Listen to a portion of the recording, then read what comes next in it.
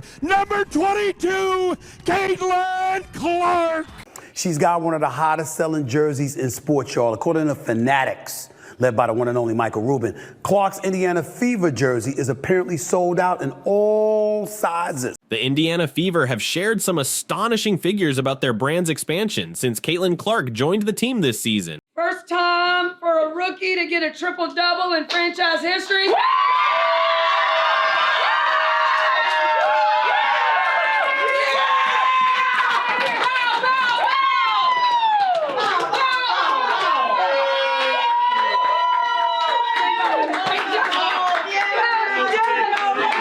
One particular statistic about video views is truly eye-opening.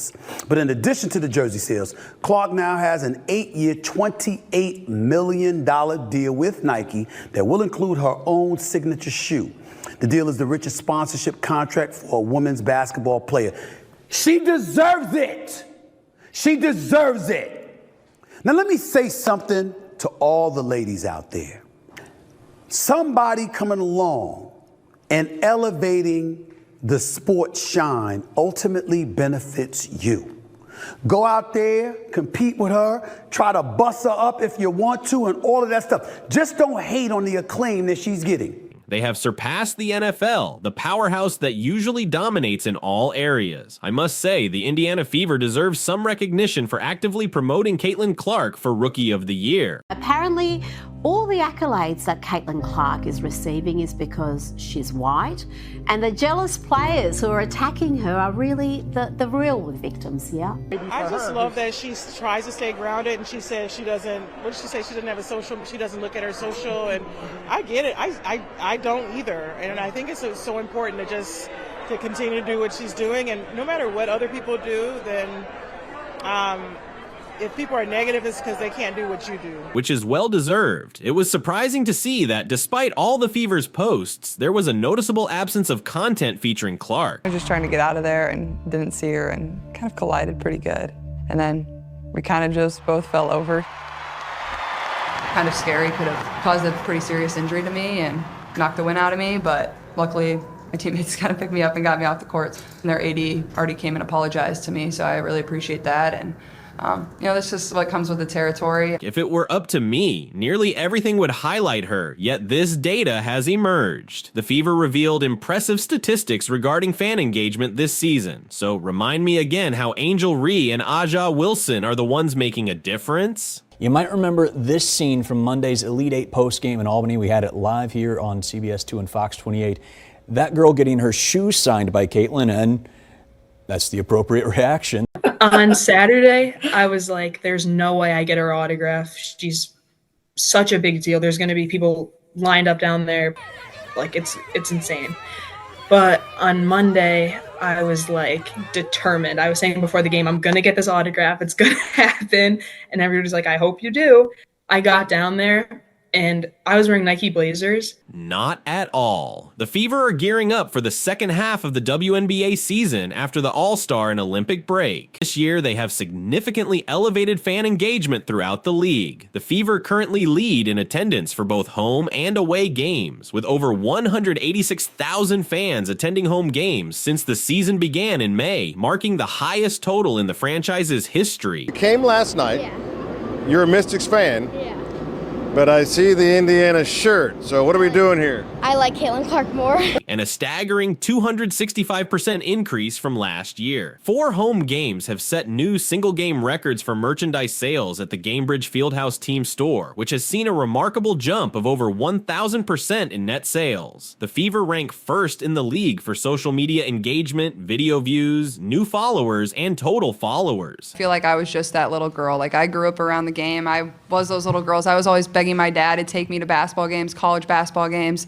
No matter what it was, really, I always wanted to be around the game. The thing I'm most proud of is how humble she's remained through it all. Since April, they have amassed over 800 million video views across all platforms, outpacing teams in the WNBA, NBA, NFL, NHL, and MLB in video consumption during this period. But it's the way she is off the court that makes her a role model. You know, I think that was the most kids we've really had all season today. The tunnel was just packed with kids, and I try to make time to high five every single one of them. And, that's really what it's all about, inspiring the next generation. And I think our team does a tremendous job of that. I've been saying that Caitlin Clark might be the biggest sports star in the country, and this data certainly supports that claim. When your video views exceed those of the WNBA, NBA, or the NFL, an entity that typically reigns supreme, that's truly remarkable. I loved it. I thought it was so fun. The atmosphere was amazing. It's the first time I had seen Clark play in person. I wish she made more than a couple threes. She was 2 of 10, I think, from distance, but her playmaking ability was what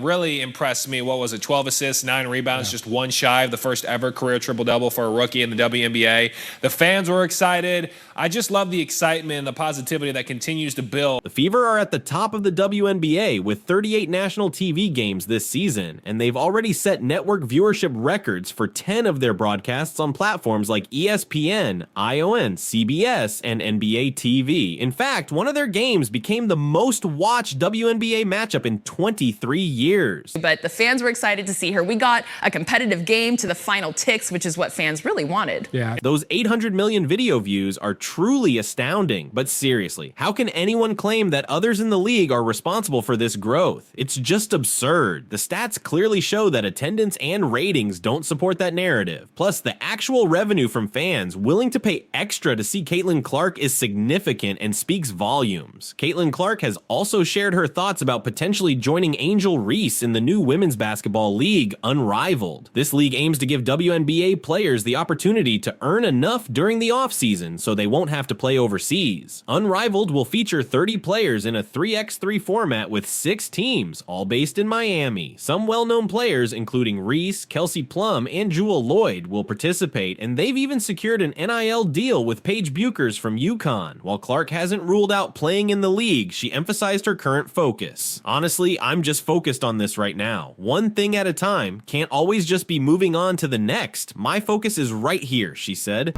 I think just having experience under my belt, like coming in, we didn't have much practice at all. We've had more practice over the course of these last 2.5 weeks than we did really to start the season. So I think that just within itself, and then obviously we've already played 26 games. So I know they're calling it the second half of the season, but really there's only 14 games left to make a difference in your record and make a playoff push for us. So I think that's the most important part is like really there's only a month. There's only a month and every single game is going to matter for us. And luckily enough, we got quite a few of those at home. So you really need to focus down and be able to get quite a few wins. The league is reportedly offering an average salary of $250,000 for its players, which is over $100,000 more than what WNBA players typically earn. Many top stars from the WNBA have opted to play overseas during the offseason to boost their earnings, as the best players in the league make around $250,000 a season. A number of high-profile athletes, including Alex Morgan, Megan Rapinoe, Carmelo Anthony, and Steve Nash, have financially supported the league, which was founded by Nafisa Collier and Brianna Stewart. As for Clark, her attention remains on the WNBA, which is set to resume after the Olympic break this week. She has been instrumental in revitalizing the Fever, who currently hold an 11-15 record and sit in 7th place in the WNBA standings, just ahead of the Chicago Sky. So there you have it. It's a classic I'm not ready to answer that right now situation. I mentioned the other day that I doubt she'll join this league because she's not facing the same financial struggles that many of these players are. Now, are any of these athletes in dire straits? Not really, since they're heading overseas, where some are raking in $500,000 or even $1 million a year. For instance, Brittany Griner was reportedly earning around $1 million annually in Russia for 6 or 7 seasons before her arrest for cannabis oil. WNBA star Brittany Griner convicted today on drug charges in Russia.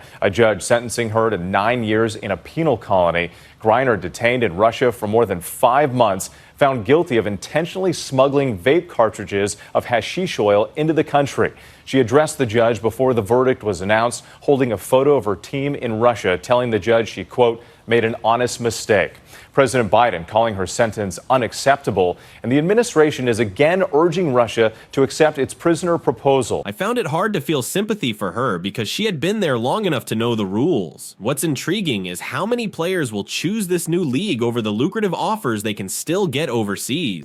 This is the moment Brittany Griner learned her fate. Standing in a cage in a Russian courtroom, hearing she's been sentenced to 9 years in a Russian prison camp.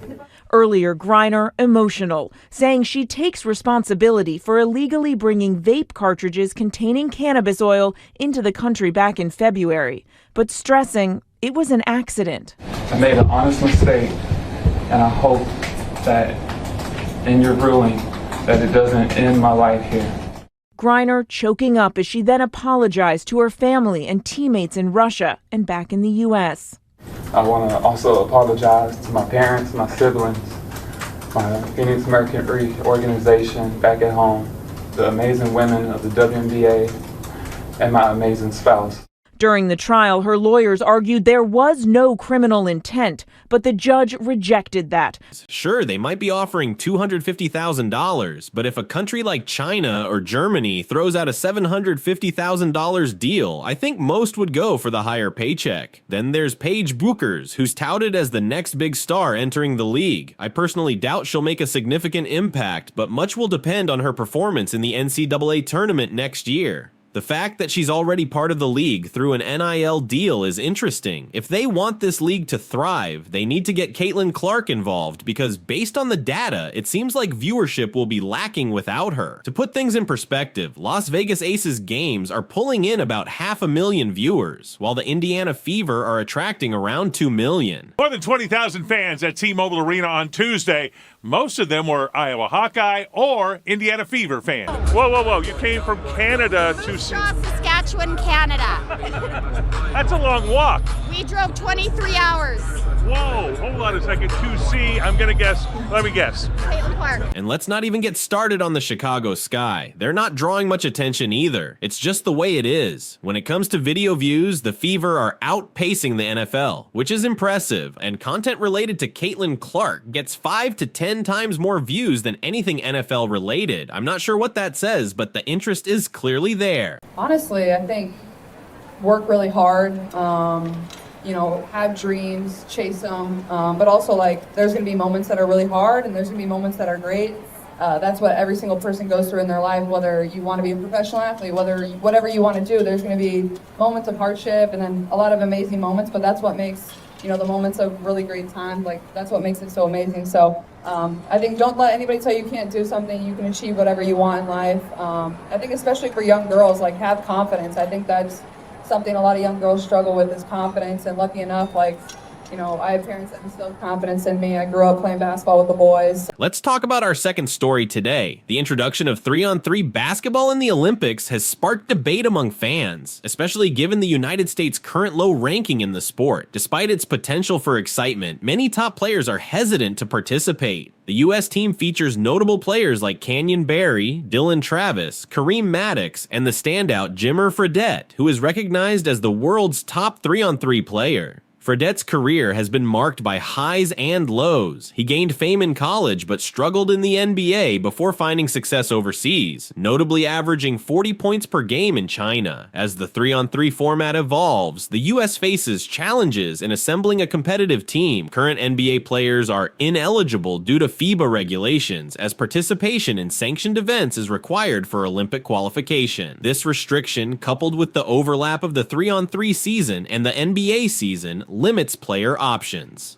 Former NBA stars like Dwight Howard and Dwyane Wade could be ideal candidates, but participation is complicated by league commitments. Compensation for 3-on-3 athletes remains a concern, as Olympic athletes historically receive minimal financial support, despite the games generating significant revenue. Prize money for medals varies by country, with the US offering only $37,000 for gold, making it difficult for athletes to sustain themselves financially. The landscape suggests that former NBA players, already financially stable, may be the best fit for the 3-on-3 competition, although participation could be hindered by commitments to leagues like Ice Cube's Big Three, which prohibits Olympic involvement. NBA Commissioner Adam Silver has faced criticism for his role in the United States' poor performance in 3-on-3 basketball, particularly after the team lost 21-6 to the Netherlands. The NBA's influence over USA basketball is significant, with roster decisions often swayed by sponsorship interests, such as those from from Nike. This has caused frustration among players like Jaylen Brown, who feel that politics impact team selections. Ice Cube's Big 3 League, which has gained popularity since its inception, is seen as competition by the NBA, leading to claims that the league would prefer the US team to underperform rather than give recognition to the Big 3. In response, Cube has announced a cash prize for the gold medal winning team to compete against Big 3 All-Stars, which could elevate the event's profile. However, current NBA players are ineligible for Olympic competition due to FIBA regulations, limiting options for a competitive US team. Former NBA stars may be ideal candidates, but their participation could be hindered by league commitments. Additionally, the financial disparity in Olympic athlete compensation raises concerns, as many athletes struggle to make ends meet despite the Olympics generating substantial revenues.